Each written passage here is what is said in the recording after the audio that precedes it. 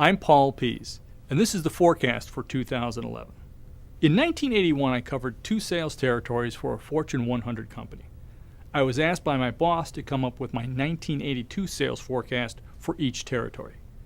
He also told me, just make sure the numbers come up to $1 million each. He included a category titled Miscellaneous, which I promptly took liberties with.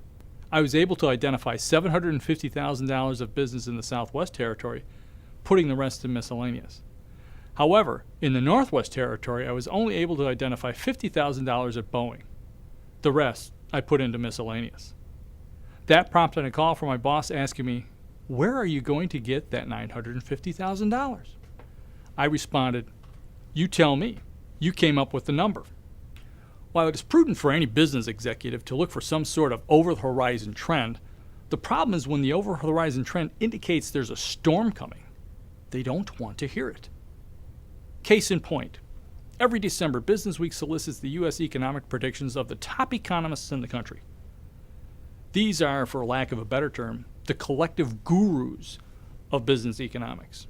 In December 2000, the average predictions of the 54 economists poll predicted a 3.1% GDP growth and a 4.3% jobless rate for the U.S. economy. You may ask, what about 9/11? The Business Week forecast was based on the U.S. fiscal year, which ends September 30th. 9/11 had no major impact on these numbers. So what really happened in 2001? GDP grew at less than 1%, a threefold margin of error as predicted by the average of the 54 experts. Unemployment hit 5.7%, 33% higher than the gurus predicted. To add insult to injury, the closest expert was the lowest of the 54, who predicted a 1.7% GDP growth. He was off by a whopping 70%. Conclusion. Economists can only predict upswings in the economy, and then only by luck. They may hit the number, but not for the reasons they predicted. They can't predict downturns, but that's the only time they have to get it right. Those that do predict the downturns don't get published. Maybe the publishers run in the same circles as corporate executives and politicians. Denial. Couple all this with the August 2008 AIG meltdown panic. Again, nobody saw that one coming, and it makes you question whether or not the experts can predict anything. So why rely on them?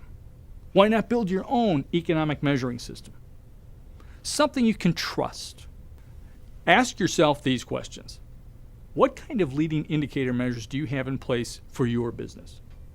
How current and accurate are they? Do you compare these indicators to historical trends and your business goals? What courses of action do you take based on up or down deviations from your expectations? How does your performance compare to the market trends?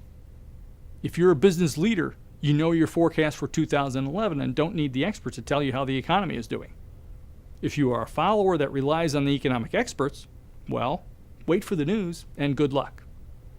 The bottom line is if you really want to know what's going on in your business, you better have your own measurement system in place. It can't be some elaborate, complex number crunching scheme that kills 1,000 trees a day. It has to be simple, accurate, and up to date. Look at any business that has their act together. They have the ability to look at 1 or 2 simple measures anytime during the day, and they know how things are going that day. They look at a few key performance indicators over time, and they know the trend. They're always in command of knowing the pulse and the trend. If you don't know the pulse and the trend of your business, you are flying blind. Make it a point in 2011 to turn your attention away from hoping the economy turns around to measuring your own economy and creating your own success. Thank you for watching. I'm Paul Pease.